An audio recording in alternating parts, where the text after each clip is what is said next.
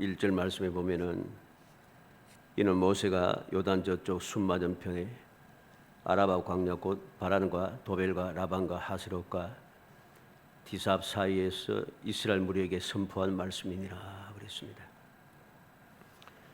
이 신명기는 모세가 이스라엘 사람들에게 선포한 말씀입니다. 레위기는 여호와께서 모세에게 말씀하시는 것으로 시작을 합니다. 그리고 민수기도 여호와께서 모세에게 말씀하시는 것으로 시작을 합니다. 그런데 신명기는 모세가 이스라엘 무리에게 선포한 말씀이라, 이스라엘 무리에게 선포한 말씀이니라 이렇게 시작한다는 거죠. 다시 말해서 모세가 이스라엘 백성들에게 하고 싶은 말, 그들에게 전해주고 싶은 말, 그들에게 아주 간절하게 당부하고 싶은 말을 그들에게 전한 내용인 것이죠. 그럼 왜 모세는 이 신명기라고 하는 이 많은 내용을 이스라엘 백성들에게 선포하고 있는가? 오늘 11일 40년 11개월 하는 제목을 가지고서 살펴보려고 합니다. 우리는 이 말씀을 통해서 많은 것을 교훈을 받아야 됩니다. 교훈을 받지 못하면 우리의 삶에 힘들고 어려운 문제들이 끊임없이 일어나고 우리의 삶을 불행하게 하고 고통스럽게 하는 것을 우리는 깨달아야 하는 것이죠. 그래서 왜 모세가 이스라엘 백성들에게 이 말씀을 선포했는가?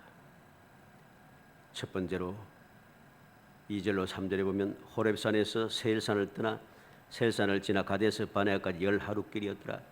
40째 해 11째 달 그날 첫째 날에 모세가 이스라엘 자손에게 여호와께서 그들을 위하여 자기에게 주신 명령을 다 알렸으나 그랬습니다. 10하루길 40째 해 11째 달 그달 첫째 날에 모세가 약속의 땅을 앞두고 이스라엘 백성들에게 모든 하나님의 말씀을 다시 설명하고 해석하고 가르치고 당부하는 그런 내용입니다. 어디에서 했는가? 가데스 바네아 그랬습니다. 모세가 약속의 땅을 앞두고 정탐꾼을 파견한 곳이 바로 이 가데스 바네아입니다. 반석을 쳐서 물을 낸 곳도 이 가데스 바네아였습니다. 그리고 10하루길이었더라. 40년 1월 첫째 날에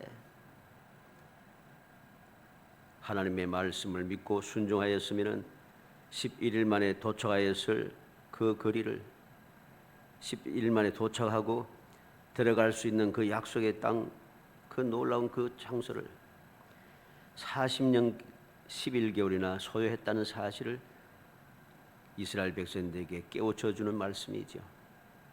그래서 하나님의 말씀에 불순종하는 것이 얼마나 큰 죄악인가, 얼마나 큰 고통이 따르게 되는가 하는 것을 우리에게 가르쳐 주는 말씀입니다. 하나님의 약속의 말씀을 믿지 아니하고 불순종함으로 말미암아 이제 약속의 땅에 들어가지 못하고 40년 11개월을 광야에서 허송세월을 하게 되었다는 것이죠. 인간의 물 볼 때는 허송세월이죠. 물론 그 40년의 생활도 하나님의 뜻이 있었습니다마는 그래도 11일 만에 들어갈 수 있었던 그 길을 40년이 지나도록 그들은 들어가지 못하고 광야에 헤매고 다니면서 모든 그 부모 세대들이 죽기를 기다리고 있었다는 것입니다. 그런데 여기에서 무엇을 하고 있습니까? 3절 말씀 끝에 보면은 모세가 3절 말씀 중간부터 보니까 모세가 이스라엘 자손에게 여호와께서 그들을 위하여 자기에게 주신 명령을 다 알렸으나, 모세가 여호와께서 이스라엘 백성들에게 주신 명령을 다 알려주었다는 것입니다. 왜 갑자기 모든 명령을 그들에게 다시 알려주고 있는가? 이미 앞서 호렙산에서 말씀을 받고 40일 동안 40주야를 2번씩이나 영거푸 40주야를 금식하며 지내면서 하나님의 말씀을 다 받았습니다. 설명을 듣고 그것을 이스라엘 백성들에게 이미 다 선포하고 가르쳤습니다. 그런데 지금 또다시 40년 11개월을 지나서 똑같이 또다시 알려주고 있다는 것이죠. 왜 그렇겠습니까? 40년 전에 있었던 그 조상, 그 부모 세대들을 기억하라는 것이죠. 그들의 하나님의 말씀 모든 율법과 계명을 믿지 않고 불순종하여 거역하여서 결국은 광야에서 죽을 수밖에 없었습니다. 그렇기 때문에 이제 약속의 땅을 다시 앞두고 있는 이 시점에 이스라엘 백성들에게 다시금 그 말씀을 자세하게 제3, 제4 계속해서 반복해서 그들에게 가르쳐주고 있는 것이죠. 왜? 또다시 그 부모 세대들처럼 하나님의 말씀을 거역하여 멸망하지 않도록, 그리고 약속의 땅에 들어가서 영원히 복되는 삶을 누리게 하기 위해서 모세는 하나님의 말씀을 다시 자세하게 설명해 주고 있는 것입니다. 두 번째로 생각하는 것은 처죽인 후라 그랬습니다. 4절에 보니까 그때는 모세가 헤스본에 거주하는 아모리 왕 시온을 쳐 죽이고 에드레에서 아스타로스에 거주하는 바산 왕 옥을 쳐 죽인 후라. 아모리 왕 시온을 죽이고 바산 왕 옥을 쳐 죽인 후였다. 이 말이 무슨 말이겠습니까? 이 두 사람의 왕은 이스라엘이 가나안 진군을 방해하다가 패망한 자들입니다. 민수기 21장 21절로 35절의 말씀이죠. 모세가 이들의 패망을 이들에게 언급하고 있는 것은, 말하고 있는 것은 가나안 입성을 목전에 둔 이스라엘 백성들에게 약속의 땅으로 인도하시는 하나님의 도우심 앞에는 어떤 강력한 대적도 능히 이길 수 있음을 알게 해주시고 가나안 땅도 얼마든지 들어가서 취할 수 있다는 사실을 깨닫게 하기 위해서입니다. 왜 다른 왕들이 아니고 다른 나라가 아니고 아모리 왕 시온이고 바산 옥일까? 이유가 있는 것이죠. 민수기 13장 28절로 33절에 보면 그러나 그 땅 거주민은 강하고 성읍은 견고하고 심히 클 뿐 아니라 거기서 아낙 자손을 보았으며 아말렉인은 남방 땅에 거주하고 헤딘과 여부스인과 아모레인은 산지에 거주하고 가나안인은 해변과 요단가에 거주하더이다. 갈렙이 모세 앞에서 백성을 조용하게 하고 이르되 우리가 곧 올라가서 그 땅을 취하자 능히 이기리라 하나 그와 함께 올라갔던 사람들은 이르되 우리는 능히 올라가서 그 백성을 치지 못하리라. 그들은 우리보다 강하니라 하고 이스라엘 자손 앞에서 그 정탐한 땅을 악평하여 이르되 우리가 두루 다니며 정탐한 땅은 그 주민을 삼키는 땅이요 거기서 본 모든 백성은 신장이 장대한 자들이며 거기서 네피림 후손인 아낙 자손이 거인들을 보았나니 우리는 스스로 보기에도 메뚜기 같으니 그들이 보기에도 그와 같았을 것이니라. 10명의 정탐꾼이 이스라엘 모든 백성들을 두렵게 하고 절망하게 했던 그 내용을 우리는 보게 됩니다. 그 땅 거주민은 강하고 성읍은 견고하고 거기서 아낙 자손을 보았으며 아모리는 산지에 거주하고 우리는 능히 올라가서 그 백성을 치지 못하리라. 그들은 우리보다 강하니라 그랬습니다. 그리고 거기서 본 모든 백성은 신장이 장대한 자들이며 거기서 네피림 후손인 아낙 자손 거인들을 보았나니 이것을 우리는 기억해야 됩니다. 아모리 왕 시온을 쳐 죽이고 이 사람들 아모리는 산주에 거주하고 그랬습니다. 바산 옥을 쳐 죽인 후라 그랬습니다. 바산은 누구입니까? 신명기 3장 11절에 보면 르바임 족속의 남은 자는 바산 옥뿐이었으며 그랬습니다. 르바임은 거인이란 뜻입니다. 아낙 자손도 있습니다. 아낙 자손도 역시 거인에 속한 족속들입니다. 네피림 후손인 아낙 자손 거인들을 보았나니 하나님께서는 그들이 강하여서 이길 수 없다고 하는 아모리 왕 시온을 쳐 죽이고 그들이 거인이라서 우리는 그 앞에 메뚜기와 같아 그들의 밥이라 했던 거인 족속을 하나님께서 거인 족속인 바산 옥을 쳐 죽였다는 것이죠. 우리는 이 놀라운 사실을 기억해야 됩니다. 하나님께서 왜 이스라엘 백성들을 헤스본에 거주하는 아모리 왕 시온을 죽이고 아스도롯에 거주하는 바산 옥을 쳐 죽였다고 하는가? 이유가 다 있다는 것입니다. 그들이 첫 번째 약속의 땅에 들어갈 수 있는 기회가 있을 때 40년 11개월 전에 들어갈 수 있었던 그 땅을 40일 동안 돌아다니면서 와서 한 소리가 그곳에 있는 사람들은 거인이라 안악자손이라 아말렉 사람이라 네피림 후손이라 신장이 장대하다. 그들은 대장부고 우리는 메뚜기다. 이렇게 두려워했던 그들에 대하여서 모든 두려움을 제거하기 위해서 하나님께서 모세로 하여금 이스라엘 백성들 모세로 하여금 이들에게 이끌으셔서 아모리 왕 시온과 바산 옥을 쳐 죽였다는 것입니다.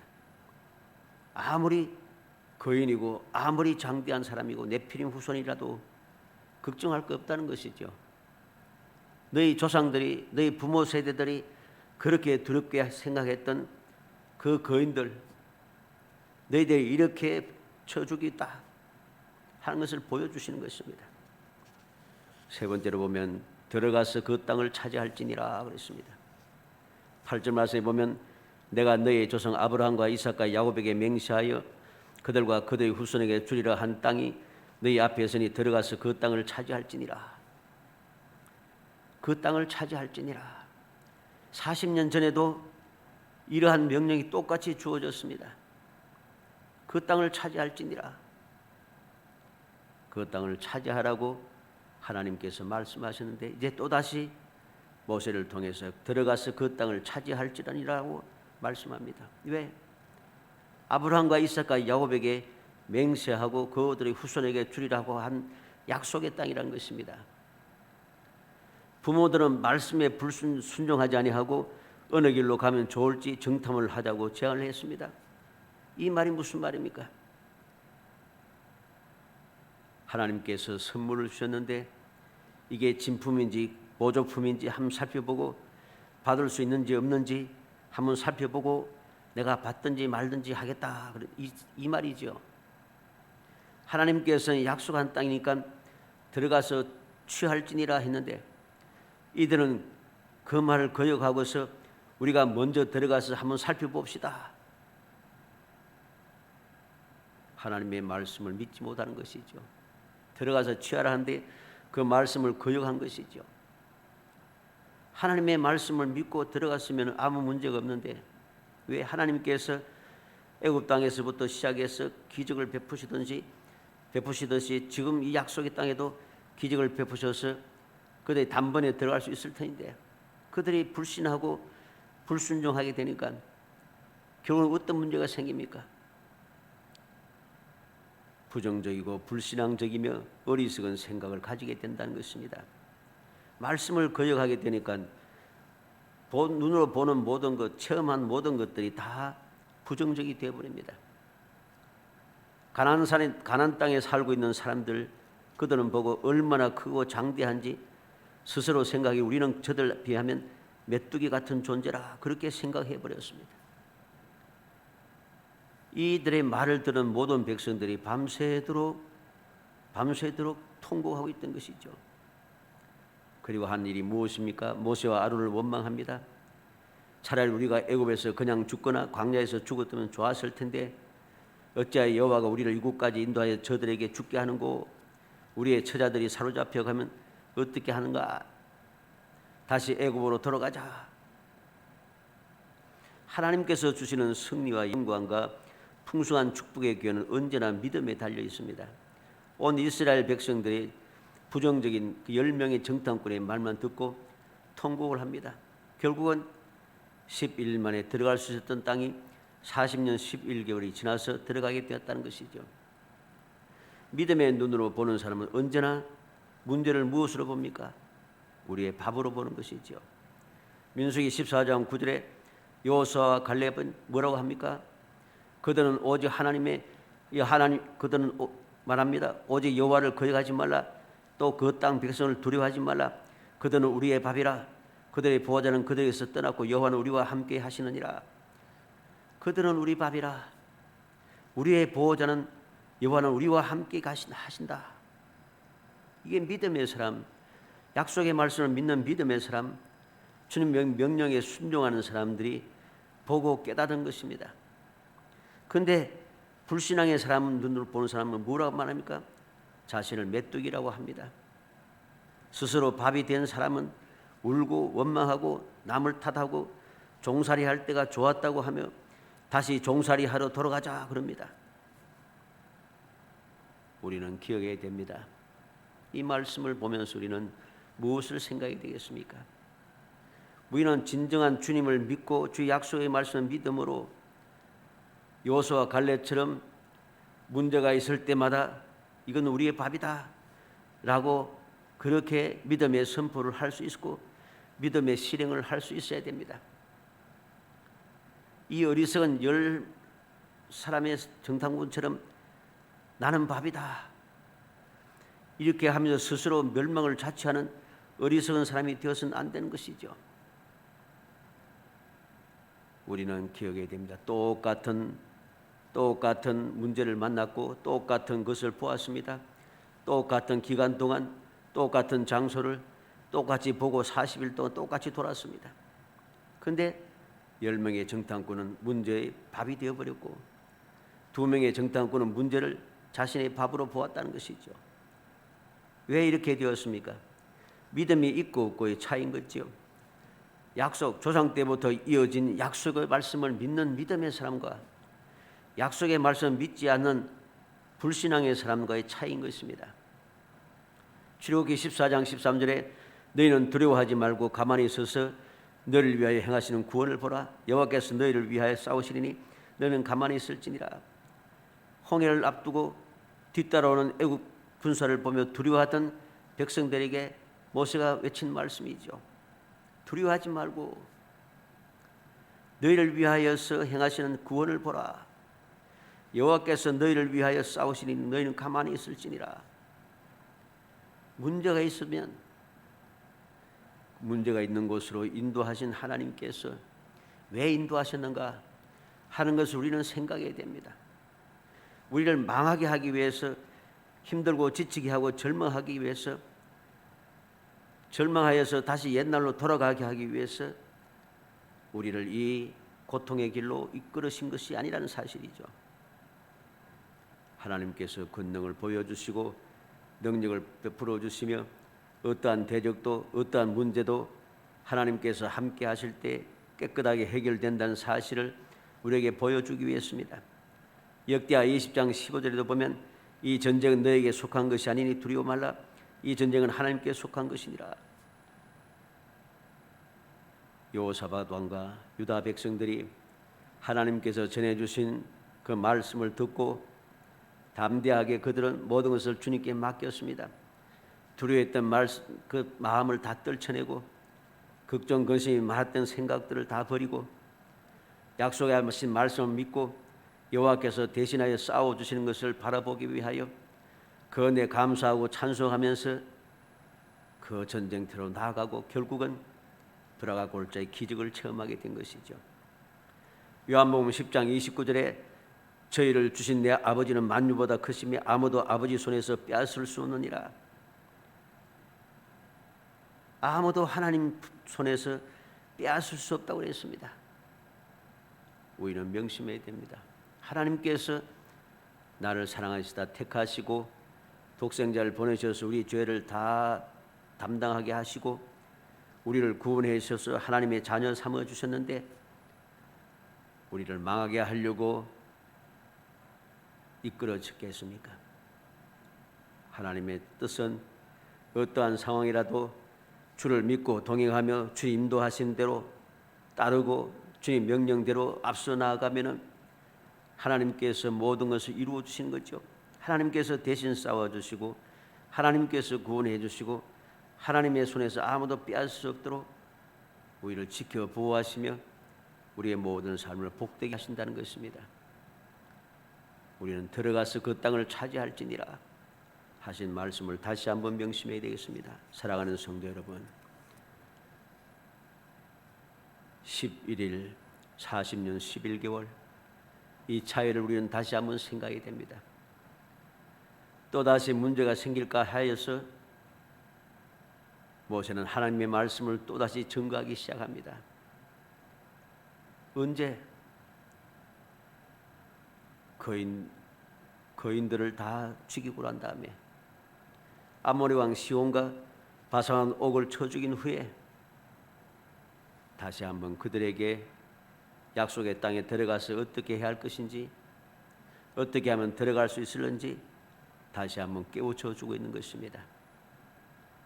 우리는 이 약속의 말씀 다시 한번 생각하고 바울 사도가 주님을 만난 뒤에 깨달았듯이 모든 것이 합력하여 손을 이루시는 하나님의 그 사랑의 뜻을 기억하고 감당하지 못할 시험 당함을 허락하지 아니하시고 감당할 시험도 시험 당할 점에 피할 길을 대사 능히 감당하게 하시느니라.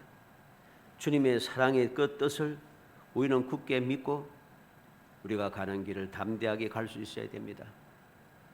그 길이 좋지 못하다고 너무나도 힘들다고 눈으로 볼 때 너무나도 막막하고 이제 끝장이 났다고 그렇게 생각하지 말고 하나님께서 왜 우리를 이곳으로 이끌어 주셨는지